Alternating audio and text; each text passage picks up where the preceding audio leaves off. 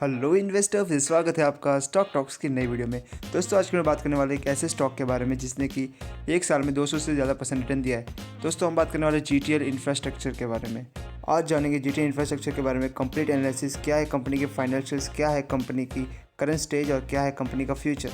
तो वीडियो को दोस्तों स्किप मत करना, क्योंकि वीडियो में स्टॉक के बारे में बुरी और अच्छी दोनों बातें बताने वाला हूँ। तो बिना आपका और मेरा समय वेस्ट किए हुए चलिए शुरू करते हैं।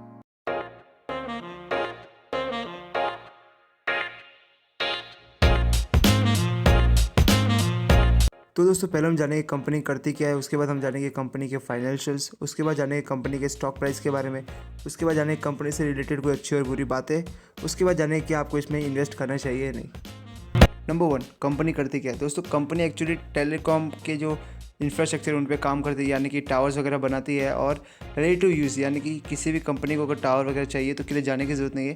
जीटीएल इंफ्रा को कांटेक्ट करेगी तो वो अपने टावर्स, इनके जो टावर्स है वो 22 सर्कल्स, इंडिया के जो 22 सर्कल्स है सब जगह ये लोग प्रोवाइड करते हैं। इसके अलावा उनके पास 28,000 टावर्स अब तक है, जिसमें ये लोग 2G, 3G, 4G और 5G में भी अभी काम करने वाले हैं। इंडिया के छोटे बड़े सारे टेलीकॉम ऑपरेटर्स इनके क्लाइंट हैं और उनके साथ इन्होंने कम से कम 10 से 15 साल का जो है लॉन्ग टर्म कॉन्ट्रैक्ट साइन किया हुआ है। दोस्तों जीटीएल इंफ्रा ने जो टेलीकॉम इंफ्रा शेयर करने का जो टेक्नोलॉजी है वो इंडिया में पहली बार इंट्रोड्यूस किया था।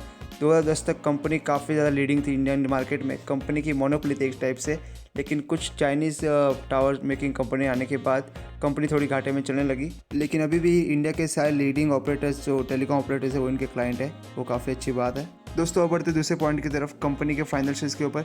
दोस्तों फाइनेंशियल समझाने में मैं ज़्यादा टाइम वेस्ट नहीं करूँगा, इतना ही बोलूँगा कि कंपनी लॉस में चल रही है। लेकिन जो रिसेंट क्वार्टर आया जून वाला, उसमें कंपनी ने लॉस काफ़ी ज़्यादा कम किया है, जो कि काफ़ी अच्छी बात है। आइए दोस्तों अब जानते हैं कंपनी के स्टॉक प्राइस के बारे में, उसके बाद जानेंगे कंपनी के अच्छी और बुरी बातें, उसके बाद जानेंगे कि आपको इसमें इन्वेस्ट करना चाहिए या नहीं। दोस्तों मैं माफ़ी चाहूँगा, मेरा थोड़ा गला ख़राब है, इसकी वजह से मेरी आवाज़ अच्छी नहीं आ रही है। आई होप आप लोग अंडरस्टैंड कर सकते हो। तो दोस्तों आप इस चार्ट में देख सकते हो कंपनी का जो स्टॉक है वो एक साल में रॉकेट बन गया है। काफ़ी ज़्यादा खतरनाक रिटर्न दिया इन्होंने, ऑलमोस्ट 200 से 300% रिटर्न दिया है, जो कि काफ़ी अच्छी बात है इन्वेस्टर्स को मेरी तरफ से बताइए। इसके अलावा स्टॉक अभी प्रॉफिट बुकिंग जोन में चल रहा है। और आपको एक और भी बात बता दूं कि कंपनी के जो शेयर्स है वो मार्केट में 4th नंबर पे आते हैं सबसे ज़्यादा शेयर्स के मामले में। 1291 करोड़ के अराउंड जो है कंपनी के शेयर्स है मार्केट में। तो अगर आपको लग रहा होगा कि कंपनी की जो शेयर वॉल्यूम्स है वो काफ़ी ज़्यादा आ रही है, तो वो कंपनी के शेयर के सामने कुछ भी नहीं है। कंपनी के 1290 करोड़ कुछ शेयर्स है। आइए अब जानते हैं कंपनी के बारे में अच्छी और कुछ बुरी बातें। तो आइए पहले जानते हैं बुरी बातें। दोस्तों कंपनी की पहली बुरी बात यह है कि जो प्रमोटर होल्डिंग है वो काफ़ी ज़्यादा कम है, यानी कि 3% है। प्रमोटर्स ने अपनी कंपनी को जो रन करने के लिए है काफ़ी ज़्यादा प्लेजिंग की हुई है। इसके अलावा पिछले कई सालों से कंपनी लॉस में चल रही है, वो काफ़ी बुरी बात है।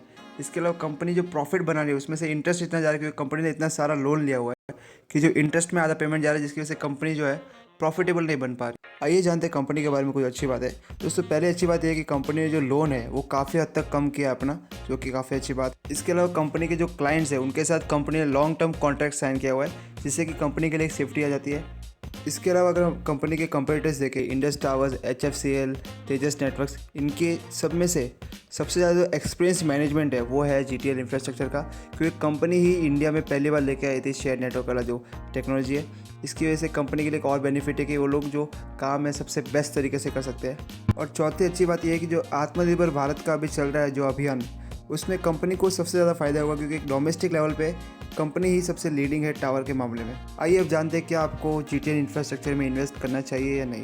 दोस्तों जैसे कि हम सबको पता है कंपनी के जो मार्केट में शेयर है वो काफ़ी ज़्यादा क्वांटिटी में है, जिसकी वजह से शेयर की मूवमेंट 1-2 करोड़ की जो बाइंग में ज़्यादा नहीं होगी।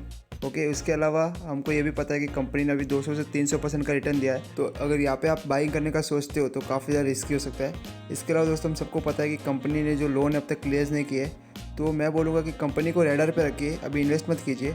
अगर लोन की जो अगले क्वार्टर में अगर कंपनी की जो लोन की जो है वो कम हो जाता है और भी, तो आप इसमें इन्वेस्ट कर सकते हो। इसके अलावा दोस्तों लॉन्ग टर्म के लिए शेयर काफ़ी है। इसके अलावा जो कंपनी का शेयर है दोस्तों वो मेरे ख्याल से 10 रुपये के ऊपर जाएगा नहीं फिलहाल के टर्म में, तो इससे ज़्यादा आप एक्सपेक्टेशन रखिए मत इस शेयर से। उन यूट्यूबर्स की बात मत मानिए जो बोलते हैं कि माल उठा लो, जितना दबोच सको उतना दबोच लो, वो सब मत सुनिए। मैं बोल रहा हूँ इसको 10 रुपये से ऊपर जाएगा नहीं, तो ज़्यादा रिस्क लेने का मतलब नहीं है। अगर प्रॉफिट में हो तो बुक कर देना, ठीक है।